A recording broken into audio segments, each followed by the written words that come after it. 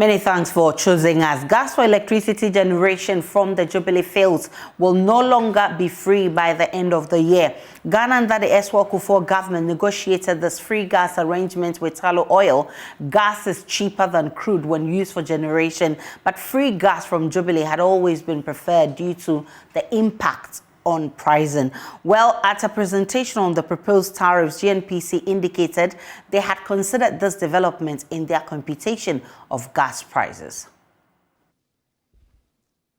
Some key assumptions from GNPC. The first one is that Jubilee Foundation volume, which we have enjoyed over the years as free gas, is coming to an end. Towards the end of this year, we expect that to come to an end, and we will then begin to be paying the full price for Jubilee.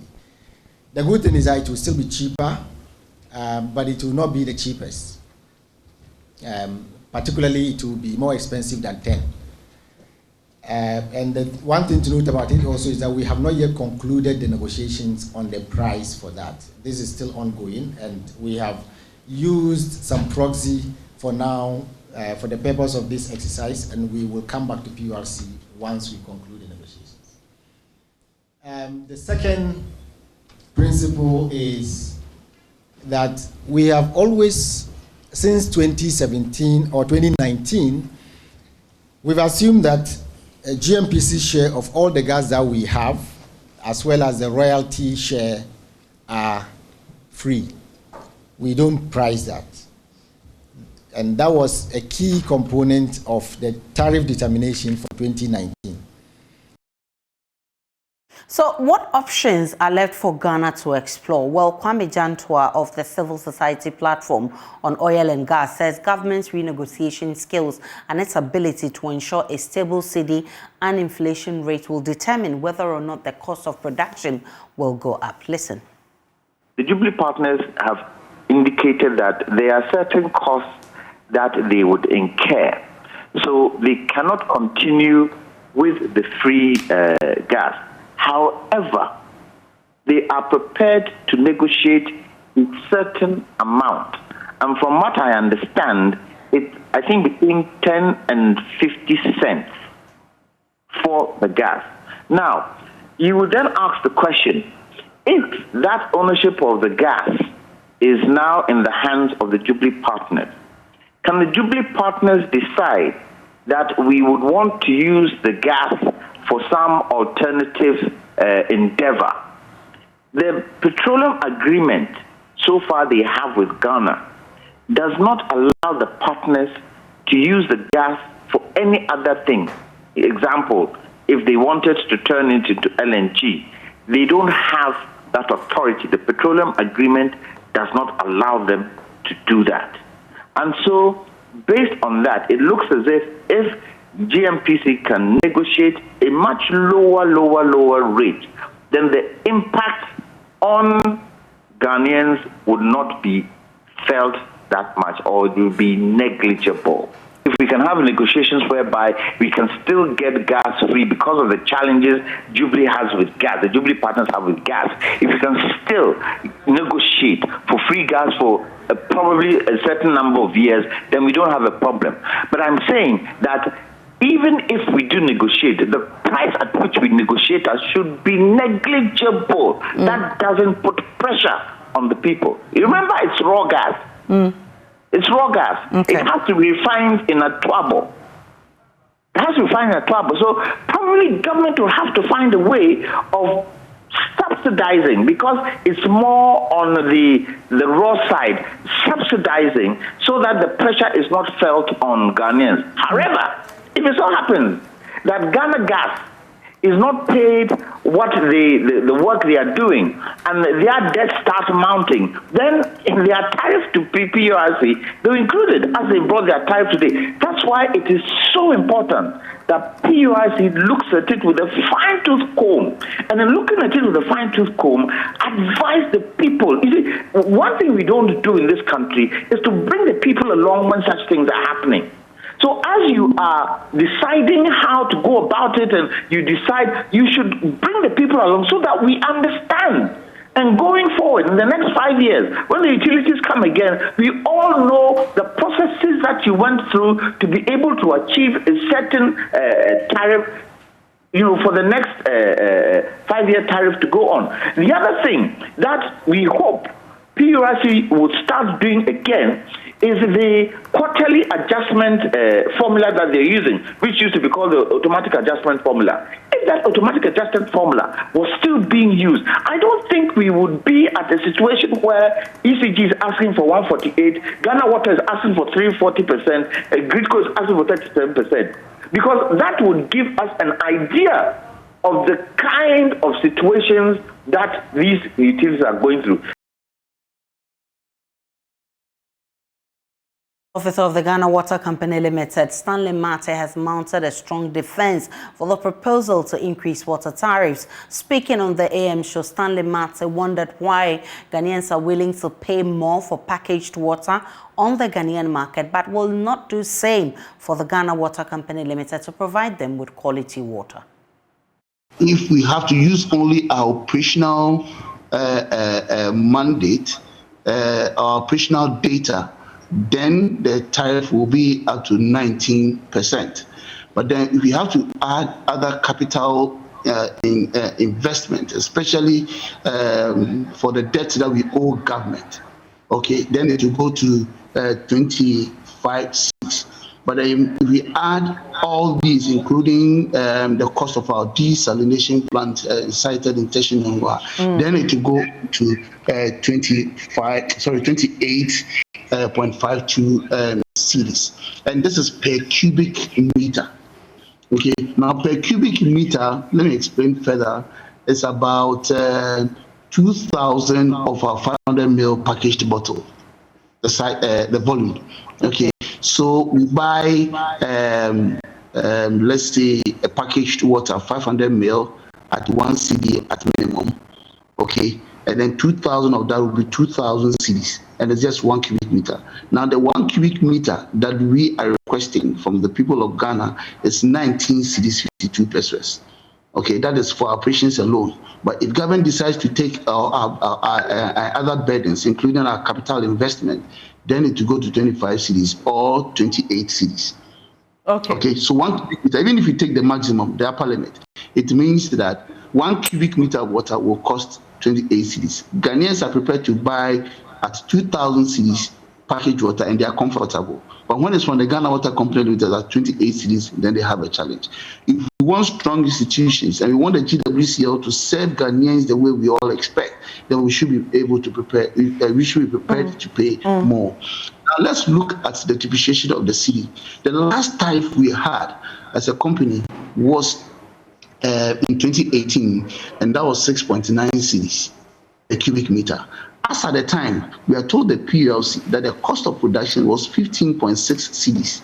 They gave us 6.9 cedis. So since 2018, for every cubic meter of water that we produce, we lose 8 cedis. For how long can the Ghana Water Company Limited live or work like this? Meanwhile, we expect efficient services from the company. How can that be done when we are not paying realistic tariffs? Away from utility tariff adjustments, management of Mawako Fast Food says it is conducting investigation to ascertain the cause of alleged food poisoning in its outfit. According to the Public Relations Officer Mohammed Amin Lamte, the company has begun footing the medical bills of some of the affected customers who have complained to them after eating their food. He assured of briefing the public on outcomes of their investigation to determine their next line of action. Very well. The information started trickling in, I think, that on Monday, because we have customers who came to buy food on Saturday, and those also came on Sunday. So apparently it was on Monday that some calls started coming, because a lot of the people were not really certain whether the problem was coming from what they bought from Mawako until there was some kind of comparative analysis. I went there with Kojo, we bought the same food, we ate the same food, so then it is the food. So they all call in We responded to their calls, and then we were able to make a follow-up. Some were able to do their own self-medication. They are okay. Some could not help with their self-medication. They have to go to the hospital. Some thought that it was a normal, problem, stomach ache. Some of them were running, some were throwing out and all that. So at the end of the day, we had countless of customers who call in. We had their numbers. Some of them we have to follow them up. We've gone to the hospital. Some were discharged. We have to go to the house and sit to them to help them out. Some of them we have to even help with their hospital bills. There are those who just went to buy their medicine from the pharmacies. We look at the receipt and we have to support them. Some also said no. Some said they've been with Mawako for more than 7-8 years. They've never experienced this, so they think that is normal in every human endeavor. So that is a very, very, very difficult moment, if you ask me. And you are here, you heard me speaking to one of the customers. He's a doctor. He was also admitted with his family, and he's saying that we should calm down. It's normal, but by the grace of God, everything will be normal. So, Kojo, it's a very, very difficult time, if you ask me. But by the grace of God, we are trying to manage the situation and be able to make sure that the right things are done. The MCE for Ayawaso West, Sandro Russo-Ahenkra, and the Municipal Health Director for Ayawaso West, Dr. Louisa Mate, visited the place this morning and also spoke to Joy News. So for now, it will be difficult for us to say the cause, but once it's food, we know that definitely it's probably contamination from one part of the food that may have caused it. So we would look at it, investigate it, and then do the proper testing. We'll take some samples to the lab, the reference lab, and then FDA is also doing their bit so that we can come out to properly say what may have caused it. Yeah, so for now, we want the public to know that we are working at it, we are looking at it, because their safety is paramount. We want everybody to be healthy. We've dealt with COVID. Now we don't want to be dealing with other things. So we are on it, we would investigate it, and then we'll put it out there through the Ghana Health Service to the public on what we found. We look at the kind of, because we are hearing it was the salad or something, so we look at their products, the salad creams, the expiring dates on them, to ensure that if the products are safe for them to use. And also, when it comes to the vegetable, we need a collective action to tackle that. Because at times when you drive along the motorway and you see the kind of waters they even use to water some of the vegetables, it could also be a source of contamination. So seriously, it could be like we are here to investigate. Either it's from the source where the vegetables are coming from, or the person handling it in one way or the other contaminated it, or those who also bought the food too. At times, maybe if hand washing is not done properly before eating, you can also contaminate it, and it may not necessarily be coming from the restaurant. Meanwhile, the FDA says it has taken notice of complaints from the public and has closed down the restaurant. This is contained in a statement issued a while ago. Let's get some details from that statement. Except of that reads, the FDA has taken notice of complaints from the public about the suspected food poisoning at the East Legon branch of Mawako restaurant. We have closed down the restaurant and together with other relevant agencies started investigations.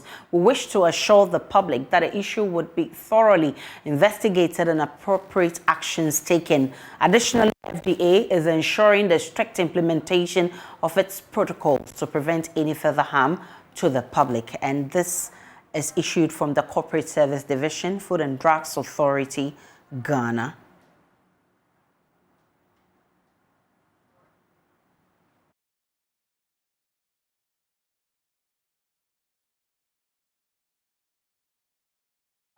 Let's take you live to the restaurant for some live updates. My colleague Samuel Kojo-Brace is there for us. Samuel, what can you report from the ground? Is the place shut down?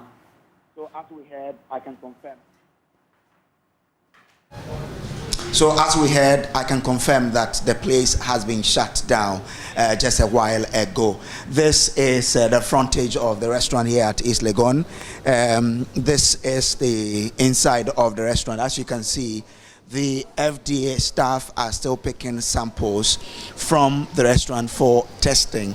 They've taken some samples of food items and water available here. They explained that these are for examination for them to understand what exactly is happening. So the Municipal Health Directorate has some staff here. This is the inside of the restaurant. There are personnel from FDA who are still picking samples from the Mawako restaurant here at East Legon. So as you can see in your shot, these are officers of the FDA and the Municipal Health Directorate here at IASO West who are picking samples from the Mawako restaurant. Let's try and get some thought from the manager here at the facility.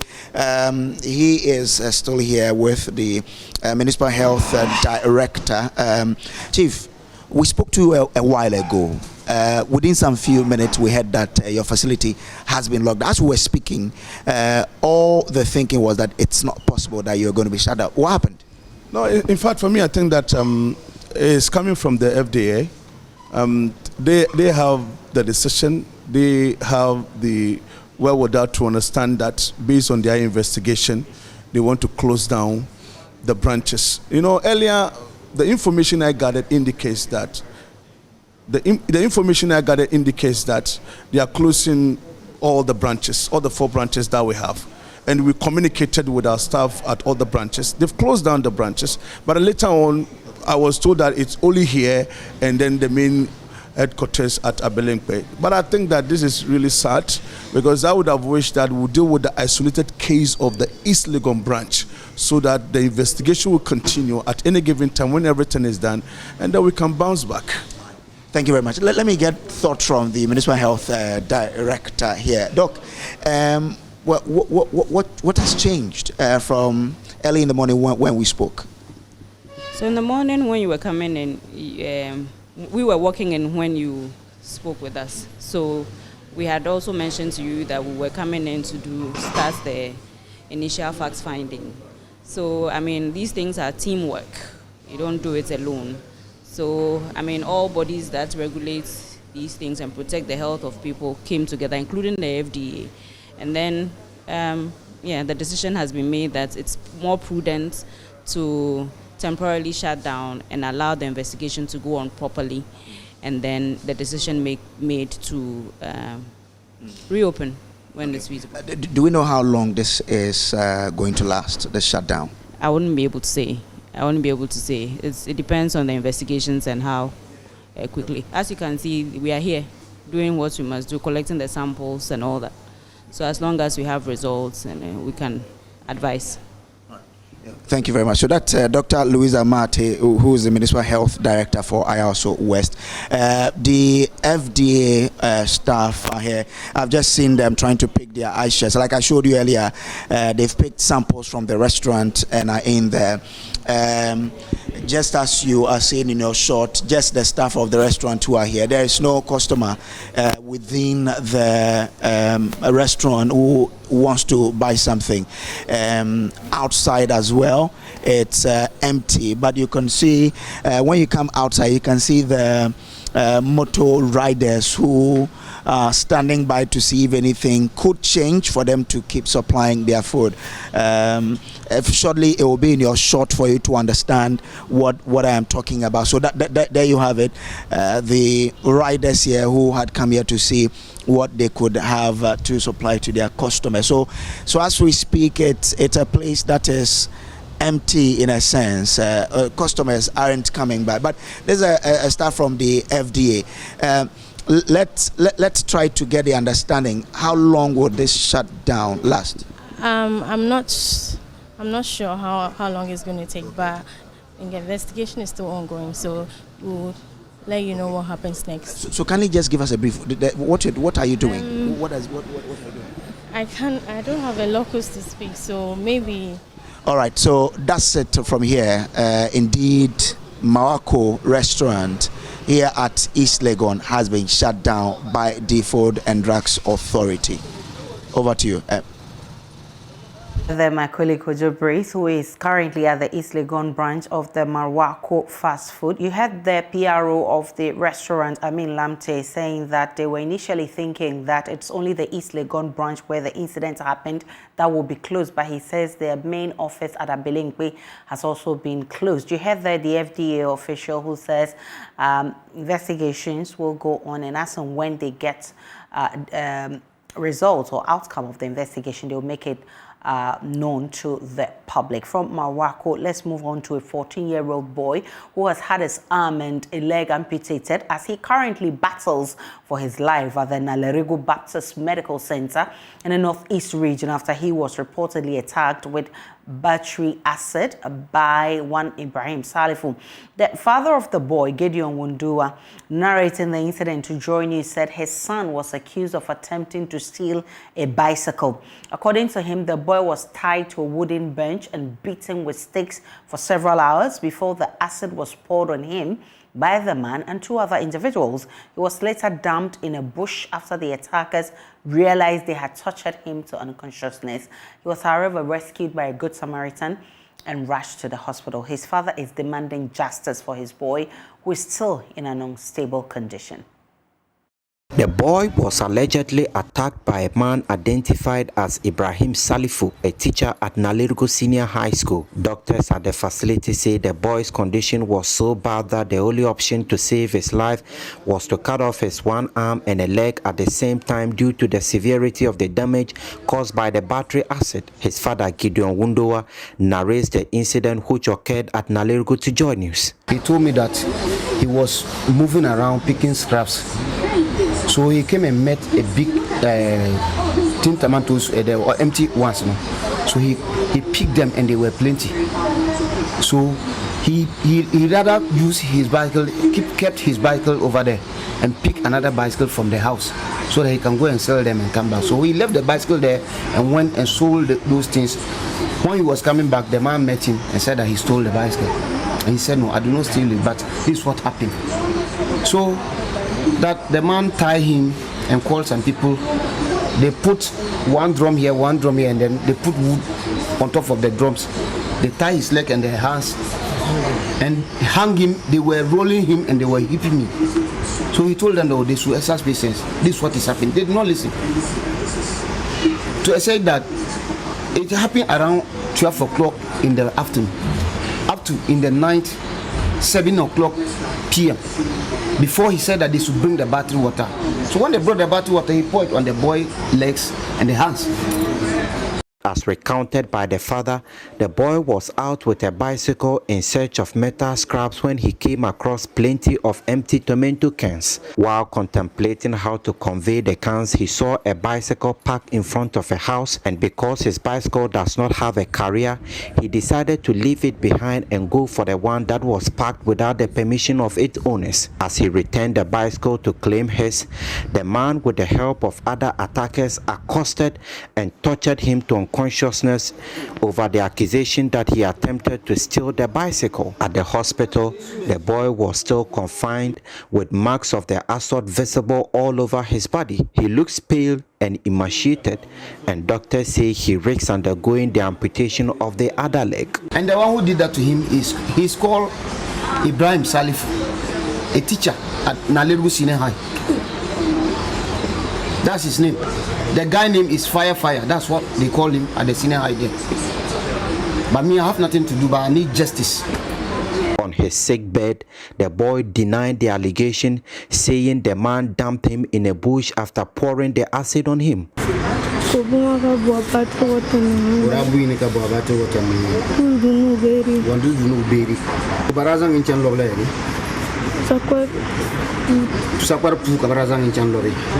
Police in Nalergo arrested the man Ibrahim Salifu to face justice, but he was quickly released following an alleged interference by the Nalergo traditional authorities.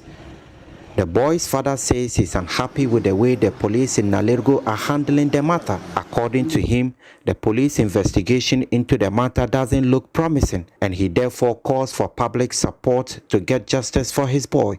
I'm not happy because they last told me that I should come back. When I came back, the one who's handling the case is not in town. I don't know what they are doing. And I'm not happy.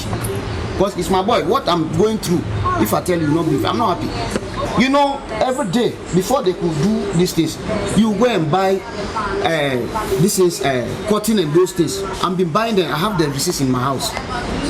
I've suffered a lot. The matter has since been reported to the Commission for Human Rights and Administrative Justice for further action. I need people to stand on me so that I'll get justice for my boy. Because the way he's lying down right now, you know, you can see him. He can't do anything again. Nothing. He can't do it again. So how am I going to handle it? So I need justice. From Nalergu, Elias Sutanko, reporting for Joy News. From Naleregu, let's go to Aplau, where the Member of Parliament for Ketu South, Jifa Gomashi, has appealed to President Akufo-Addo to impress on President Gnassingbé Eyadema Matogo to open the Togolese land borders. She detailed that though Ghana has opened its land borders, its Togolese counterpart has refused to open its borders, irrespective of the ECOWAS directive. Speaking at the sensitization program in Aplau on the reaffirmation of the borders of both countries, Madam Gomashi urged President Akufo-Addo to use his position as the ECOWAS chairman to influence Togo to abide by the directive. I want to thank Major General Kotia for the work that he has done today. General, let me assure you that I was terrified when I heard about this boundary issue. Mainly because as the candidate for the NDC seat or ticket in Ketu South, in the last election, we had issues with the security presence in our community. And so when I heard about the boundaries, I thought it had to do with the next election. Thank you for allaying my fears and assuring me that this is what already existed that you're strengthening, and that it is not going to particularly antagonize any group of people. That really makes me very happy, and I thank you for that explanation. In the last 2 years or so, COVID and other issues closed our borders. I'm being politically correct right now. COVID and other issues closed our borders. Recently, our President Nana Addo Dankwa Akufo-Addo, announced the opening of the Ghanaian side of the border. I want to use this platform and this opportunity to appeal to His Excellency Nana Addo Dankwa Akufo-Addo that Your Excellency, use your position as the chairman of ECOWAS, appeal to His Excellency President Gnassingbé Eyadema to open the other side of the border so my people can get access to their livelihoods. I speak on behalf of the people whose livelihood, their daily bread, on both Ghana side and Togo side, who benefit from that movement to be able to earn their source of living. Your Excellency Gnassingbé Eyadema, please, for the sake of the ordinary people of both of our countries, please open the borders.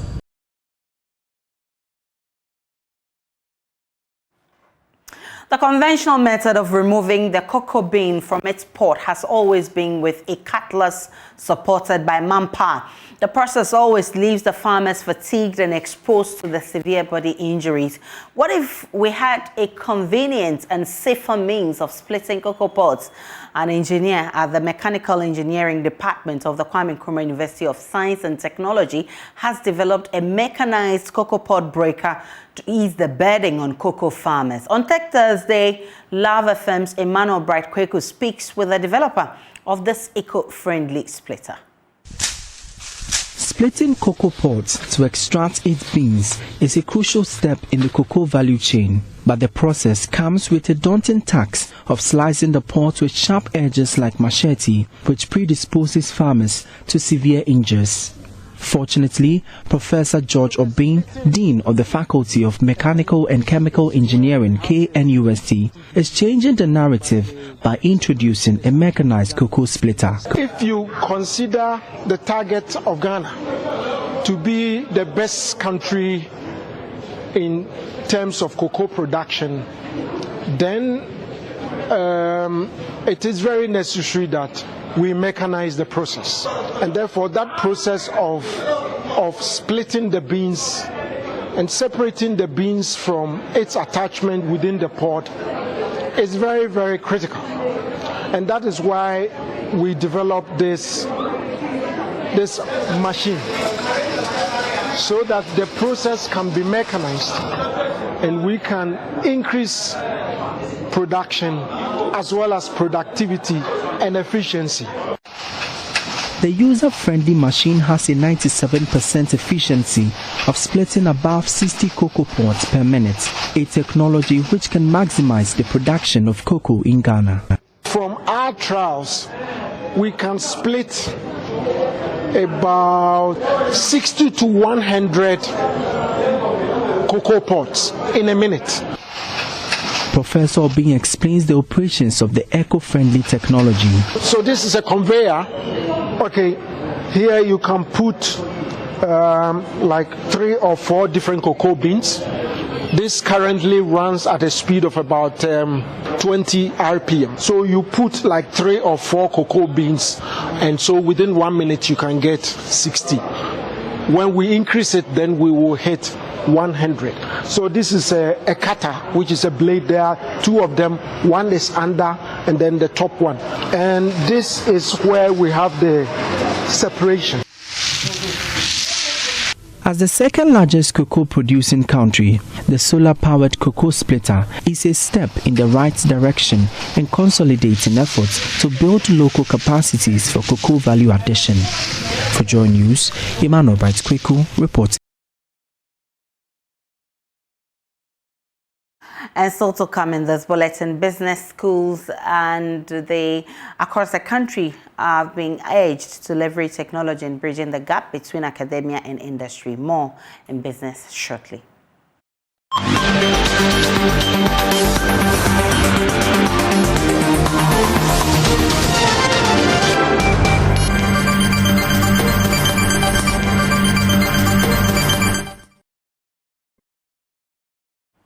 Hi, welcome to Business. My name is Darryl Kwao. The Vice President, Dr. Mahmoud Bawumia, is urging business schools across the country to leverage technology in bridging the gap between academia and industry.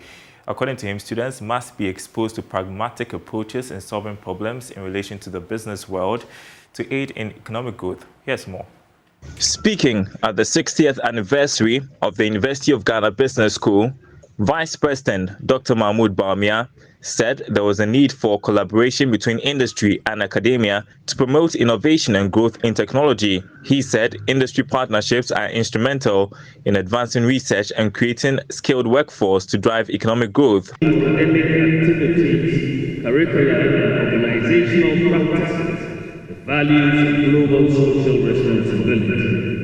Thirdly, to create educational frameworks, materials, processes, and environments that enable effective learning experiences for responsible leadership, and to engage in conceptual and empirical research that advances our understanding about the role, dynamics, and impact of corporations in the creation of sustainable social, environmental, and economic value. Also to interact with managers, business corporations, to extend your knowledge of their challenges in meeting social and environmental responsibilities, and to explore jointly. At the University of Ghana Business School will strengthen various initiatives to aid students acquire skills to compete in the corporate world. The thing about technology is that you must have the infrastructure. And we know across the country the infrastructure is poor, and all of that. So as a school, we have started working on our infrastructure, the technology infrastructure. So we are putting up computer labs, we are putting up opportunities for students, we are digitizing our lecture halls to make sure that we can expand our reach. Every year I get in excess of 50,000 applications. I am able to offer admission to just about 3,000. In many cases 4,000, and you are looking at that number of students you are turning away, and you are asking yourself the question whether or not this can be made possible in other ways. And one way is technology. The people of Ghana have a lot of expectations for us as a business school, because as a premier business school, everybody wants their child to come here. The 60th anniversary ceremony was held under the theme Future of Business Education in Ghana, reflecting on the 60 years experience of the University of Ghana Business School. James Ish. Now, competition in the payment system industry continues to intensify with the introduction of PayRem, a money transfer app which seeks to facilitate the transfer of money from country to country. At a press briefing, founder Andre Busa said PayRem will enable users to send money across banks, amongst others. Here's more in this report. Financial sector continue to evolve with the growing use of payment systems. Founder of PayRem, Andre Busa, said the application is unique from other mobile transfer platforms because it offers additional services like cross-border remittances. The difference between PayRem and other platforms is simple. First, a lot of platforms are our partners. So we are not competitors only, but we are partners. For example, if someone is in the US, he sends money to Ghana or to Benin or to South Africa or Kenya, so he has a choice to send money either to any bank account, because whenever you go to our app, you will see the list of the banks as well as the mobile money services. For example, if someone is in Rwanda, he can decide to send money to MTN using, so our competitors are our partners. And a lot of competitors are not partners to others. They are only within their platform. This is one. And second, we are cross-borders.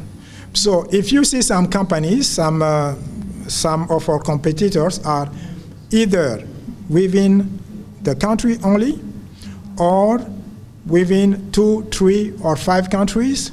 But us, at this time, we are ready to go into 25 countries, and in few months we will go over 40 countries only here in Africa. The country representative for PayRem, Steve Hackman, also added that PayRem will serve as a convenient platform since it is operational in over 100 countries, out of which 25 of them are from Africa. We plan to enter all the countries around the world. That's one.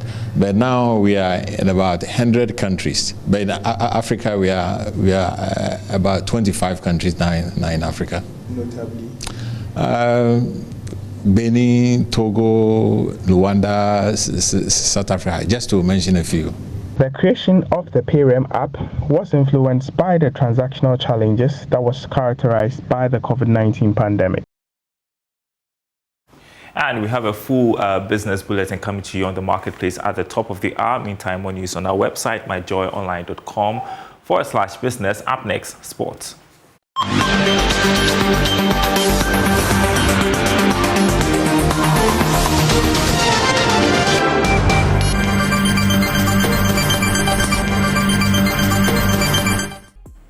Time now for some latest updates in the world of showbiz. My name is KMJ.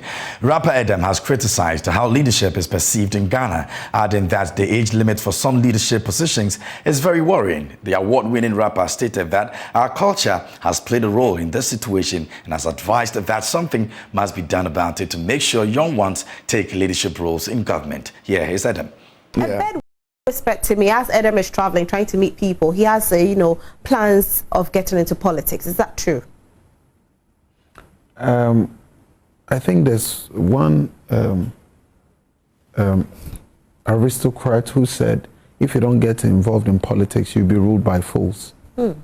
So either you're a politician or you vote or you partake. I'm not traveling because of politics. I'm traveling because I define money. But will you ever, become a real politician, maybe a member of parliament? Never say never. Never say never. Yeah, that's for me. If you're given a position of leadership to impact people, I don't think you should shy away from it. And all I say every time is that our culture postpones leadership. Our culture makes us all feel that you have to be a certain age but Mark Zuckerberg is richer than all the politicians here, and he started in his 20s. But over here, you'll be made to believe that oh, from 30 is when you can head a company, or from 25. And so that is something, that is a scheme that the older generation has implanted in our head as young people. And if we begin to believe that leadership is about ability, then people will do anything at any time. A 13-year-old or a DJ Switch can be on any platform and be a DJ and not wait till, or maybe we'll start lowering the age that is required for you to be president and not say you have to be 40, because somebody can be 30 and still run the country and be capable. Right.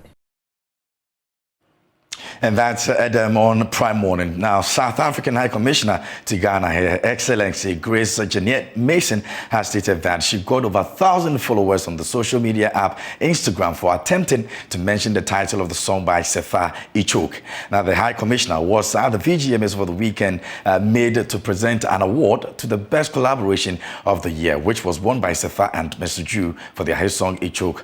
Unable to pronounce the title properly, she ended up saying Ichoki instead of Ichok. Here's more.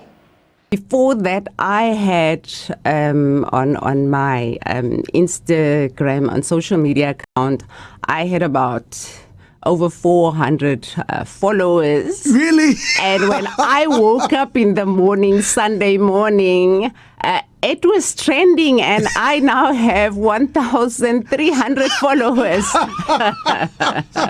And I'm saying, thank you to all my supporters. Absolutely, and that's hence I say thank you to all the supporters. This is Hits. And that was the South African High Commissioner to Ghana over there. Ichoki. Yeah, Ichoki. And that will be all for the update on Showbiz here on the show. For more news, please log on to www.majoonline.com. My name is KMG Aisha. I'm sure we'll say Ichoki instead of Ichoki. Ichoki. Sefa won't be happy with us. And that's how we wrap up the bulletin this afternoon. My name is Aisha Ibrahim. Many thanks for watching. Up next is Marketplace. Enjoy the rest of our programs.